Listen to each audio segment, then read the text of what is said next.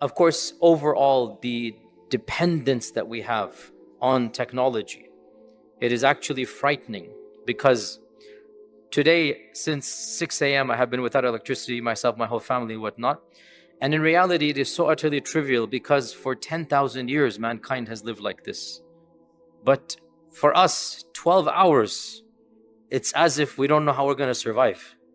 We are so dependent on this function. We have forgotten how our own grandparents and 10,000 years before them have lived without that interdependence. So today I wanted to bring up a new technology that is already integrating into our lives, and we are becoming frighteningly dependent on this new technology. And this generation, our generation, is going to see the interweaving of this technology to an unprecedented level, and we're already seeing it. And it is very important. Every one of us, even those that don't believe in a higher power, they must be talking about this, because it is truly frightening. And I'm talking about artificial intelligence, AI. I'm talking about artificial intelligence. Now, what exactly is artificial intelligence and the pros and cons? That's a whole long topic. But to summarize in a nutshell, artificial intelligence is a relatively new field. It only dates back to almost 2 decades or a decade and a half, and it's only gained traction in the last few years in particular. And what artificial intelligence is us human beings programming processors to essentially think like us. So imagine in realistically 5-10 years, your child or even you having a partner that you can have conversations with, ask information of, find detailed analyses of your particular niche field, and that partner is imaginary. Imagine engaging in deep philosophical conversation, and this partner that you're having a talk with will be able to research as you are saying something and be able to amass thousands of books instantaneously. And as you ask a question about a totally new field, this partner of yours becomes a global expert. And this is what artificial intelligence is. It's the mechanism, the potentiality to almost not actually create, because only Allah is al-Khaliq, but to program a system whose results even we cannot predict. This is what is frightening. Up until now, we knew exactly what the output would be. Up until now, computers and programming was basically doing a lot of computation super fast. We know exactly what the output's going to be. We could have done it ourselves, except that the computer does it much faster than us, right? What's happening now is that we are allowing a program to program itself and learn as it continues. And this is uncharted territory. Now, already we are seeing the impact of this. Now, by the way, there's 2 types of AI. You have AI which is very specific or niche oriented, and this is fairly common already. So, for example, we already have the technology, which is a very frightening human technology, to be able to translate a verbal speech into any other language. AI can already do this, right? Google can already do this. You can speak into an app in your conversational English, Urdu, Swahili, in your particular dialect, in your particular region. And this app will now be able to assess your accent, your terminologies, your nuances, even your tone, and will then translate into any of the languages it is programmed to do on the spot. This is specific AI, right? Or frightening, already being used by Israel and by China and others, is facial recognition. And again, this is something we think is basic. It's not. Imagine walking down the street of anywhere in the world and the camera catches half of your face by an angle, and it's blurry picture. Now AI has already reached a level where it can recognize exactly who you are. And if the governments have the databases, China does and Israel does. And Allahu Alam, our own country most likely does, but they're not saying this. And you know, every time you go to the airport, this is exactly what they do, right? So to able to capture your image, you will be trackable wherever you are. Wherever you go, just one image anywhere, and AI will be able to recognize out of billions of people instantaneously. They'll be able to recognize exactly where you are. We're already using this in medicine. Doctors here can tell us what AI is doing. Amazing technological advances where your sonogram or your MRI or whatever your diagnosis might be, that the computer will tap into millions of different data points and be able to analyze far better than any doctor can.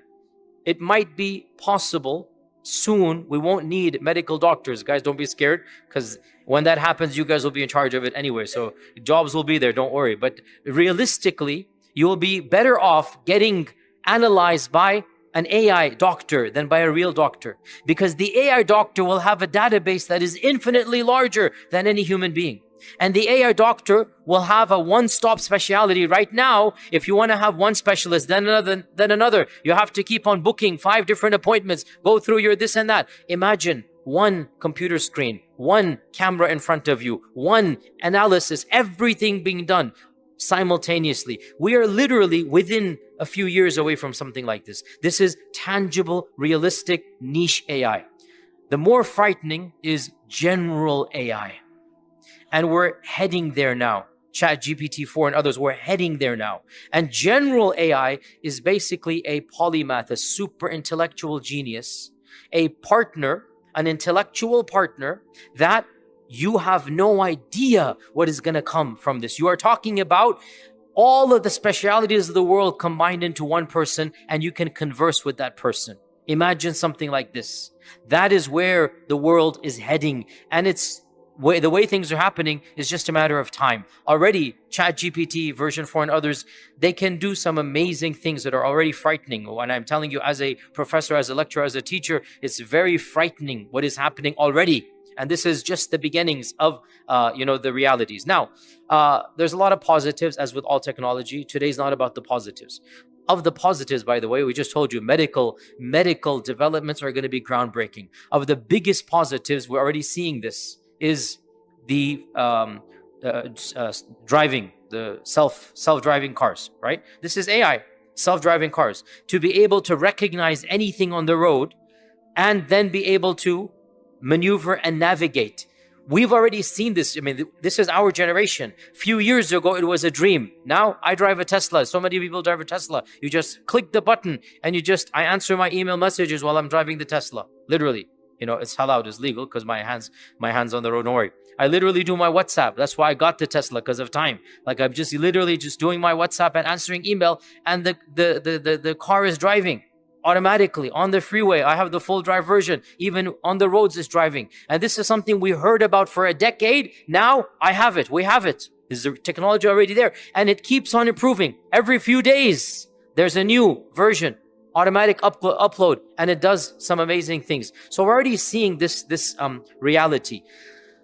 There are some challenges and ethical concerns, and we as Muslims need to be very cognizant of this, because our Sharia provides an answer for everything. We need to be at the forefront of some of the problems of these new technologies. So I wanted to just bring them up, and then in the end of the day, it's not my area and forte. Other people need to take up and help us in this regard. What are some of the problems that AI might bring about? Well, first and foremost, one of the most obvious problems is going to be AI will have to decide who lives and who dies in a rational manner and not an emotional manner. You see, when you are driving, may Allah protect all of us, but you see something and you react on impulse. You swerve. You see a child, you see something, and you just do something on impulse. Generally speaking, we are forgiving of you, because what could you do? Generally speaking, no matter what happens, like if it's not your fault, if somebody ran onto the road and you did something and then an accident happened, generally speaking, you might not be criminally responsible. You might be, legally whatever, but nobody's going to look at you as a criminal. Like you couldn't do anything. You're a human being. You just reacted. But you see, AI has zero emotion, and AI is doing things at supersonic speed, right? Faster than or at the speed of light, to be precise. So you will have to figure out which life is more important.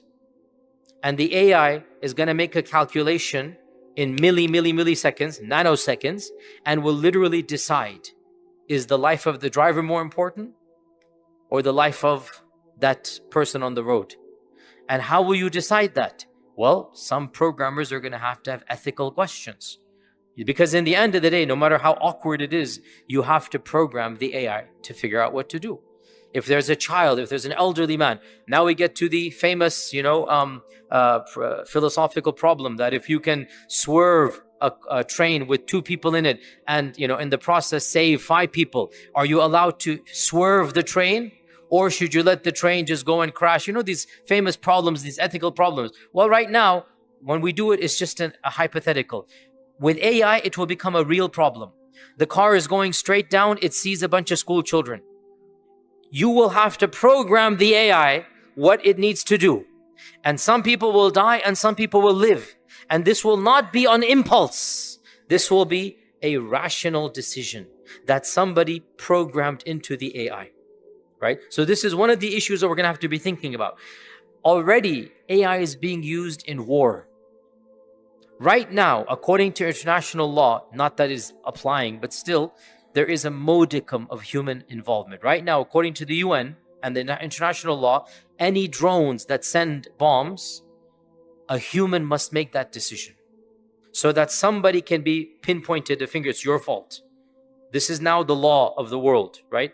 It is not allowed to send a bomb on a civilization or a population, whatever it might be, unless and until at the last minute a human being presses a button. The reason being, obviously, they want to blame somebody or hold somebody accountable. Pause here, not that it helps all the time, we see what's happening, but still, there's a human being that's made that decision. What AI is going to bring into the picture is, why do we need a human to make the decision? What if we need to make a split-second decision? We don't need to get involved with a human being.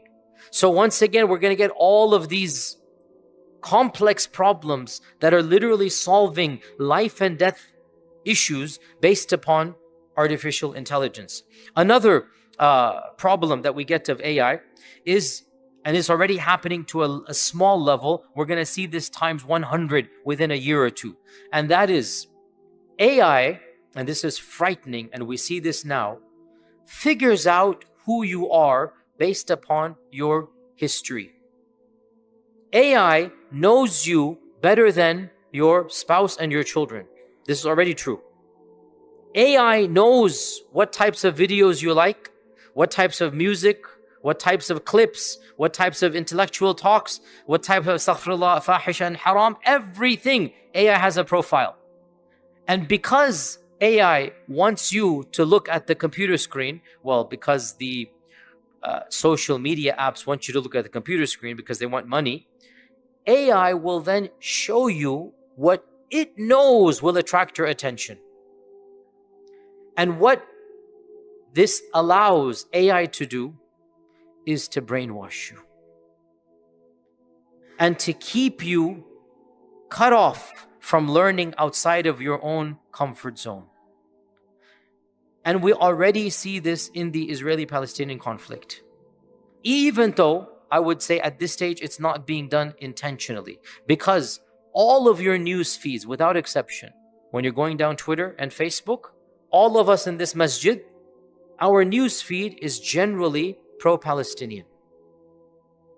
Our news feed is generally people that are sympathizing. Why is that happening? Because of AI. And what you guys need to understand is that pro-Zionist and pro-far-right Christian fanatics who are on a different wavelength, their entire scroll and news feed, exact same time as you, is going to be completely different than you. And here we are, me and you, when we're going down Twitter and Facebook and everything, we're like, why can't everybody else see this? I see it. Why is not everybody else seeing what I'm seeing? Because they're not seeing what you're seeing.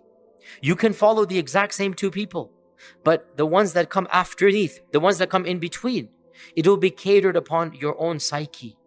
And therefore, right now it is non-malicious, i.e. the computer algorithm wants to feed you what it knows you will be interested in reading. And so you liked a Palestinian protest video somewhere, guess what? The next 5 days, and you're going to see more pro-Palestinian protests. You're going to say, mashallah, the tide is changing. And it is changing, by the way. But I'm saying, you are in your bubble. Believe it or not, the other side, they're only going to see the news items and vignettes that are catering to their worldview. And they will form a totally skewed worldview. And they're going to hear from politicians that are pandering to them. And they're going to see advertisers that are pandering to them. And you two could be neighbors, next house. And you two could be looking at the exact same screen at the exact same time. But everything is different.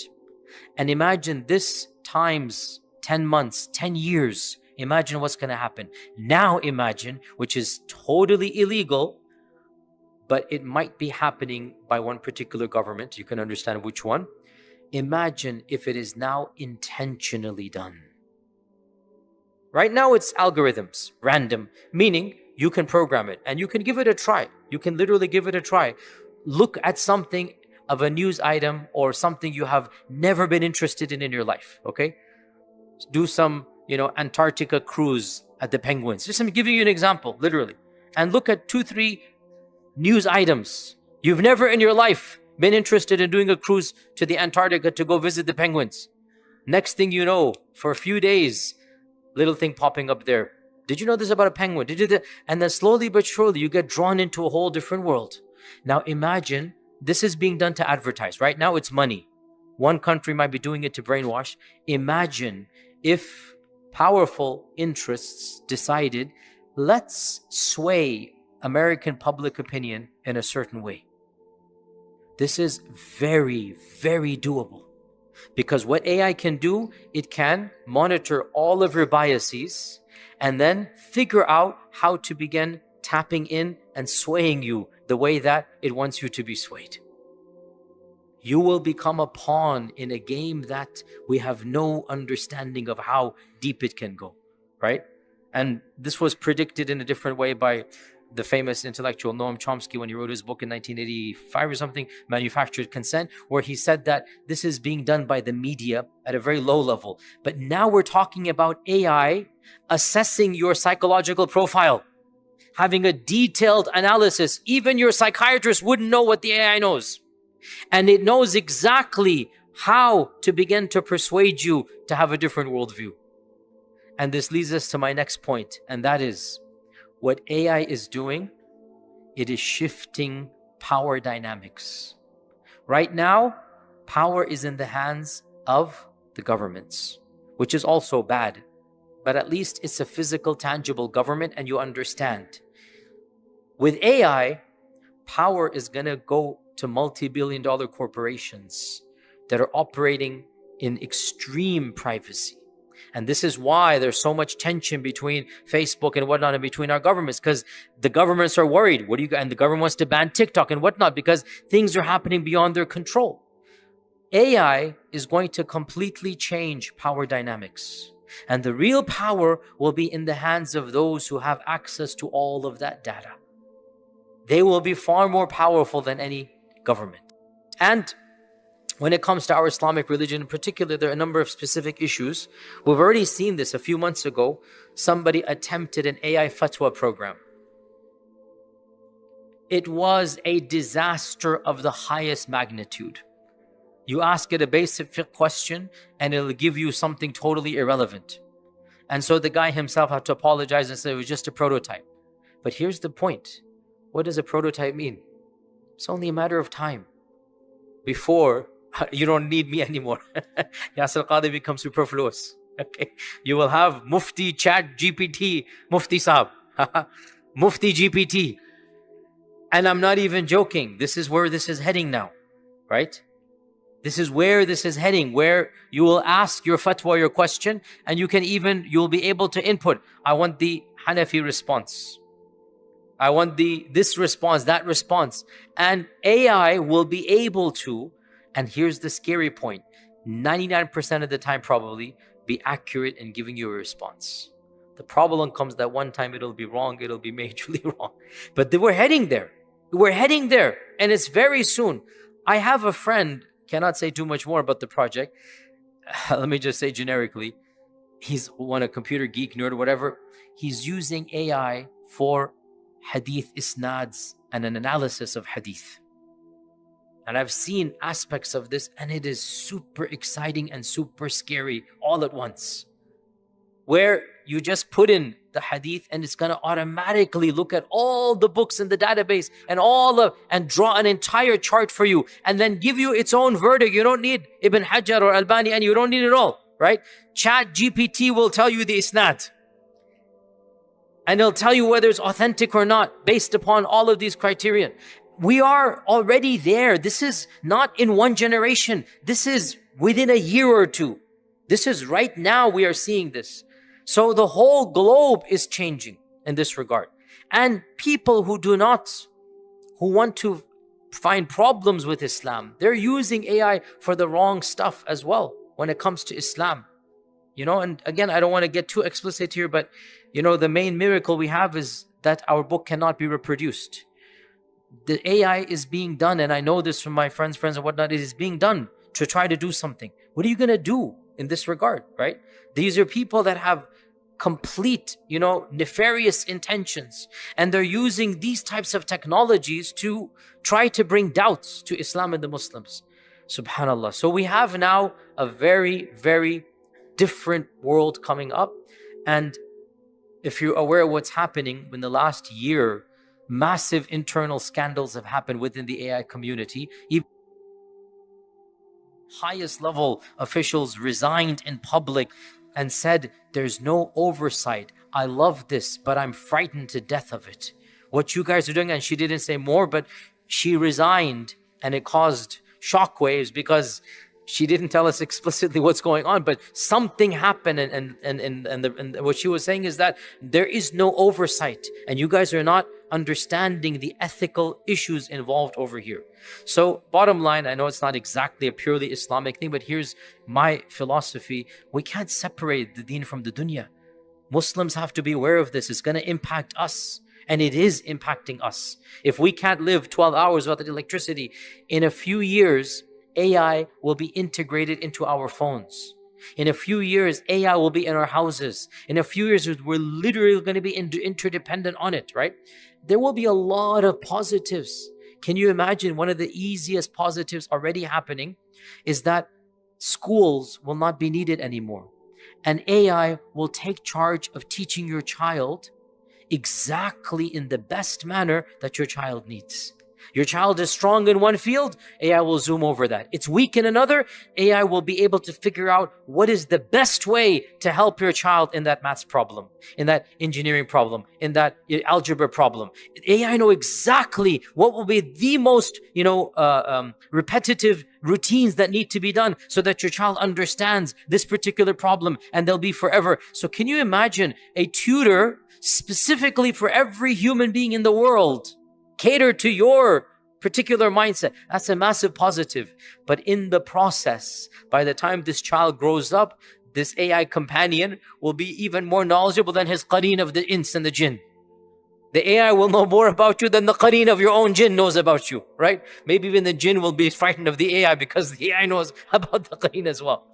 And we as Muslims are disconnected from that reality completely. But my point to bring it up is just to remind us that subhanallah, we have to be cognizant. We're living in a very fragile world. We're living in a time and a place where within our lifetimes, and anybody above the age of 30, the technological change that had happened in your lifetime, it is exponentially at the speed of light. I mean, I remember, you all remember about the age of 40, even cell phones, we didn't have them. And now the first phones that came out, remember the Nokia that came out, right? That little brick that came out. Remember that back in the 90s. And then now look, we have more power on this phone than NASA did on its supercomputers when it went to the moon.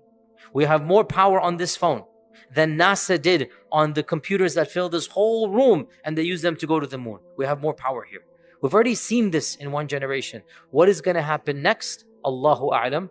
We need to be very, very careful. Final point, which is truly terrifying. One of the biggest concerns that ethicists have about AI is that once you give AI that much power, AI will make choices that might be logical and rational, but completely unethical. Because AI is not interested in ethics. And some of those choices might even bring about types of destructions to human species. And there's a frightening science fiction novel by Isaac Asimov in which the computers take over the world. What is it called? I forgot. I forgot it was. Read it as a kid. But he predicted this, that a time will come when humans are going to be fighting the machine, and the machine will know more than the human beings. This is the reality we are facing here. And wallahi, one wonders, perhaps it's better than that we don't go down all of that route and we just live our simple lives, so that once electricity is gone, we don't even know how to light a candle anymore, right? Maybe our ancestors had it more wiser and better, that they could actually live a simple and easy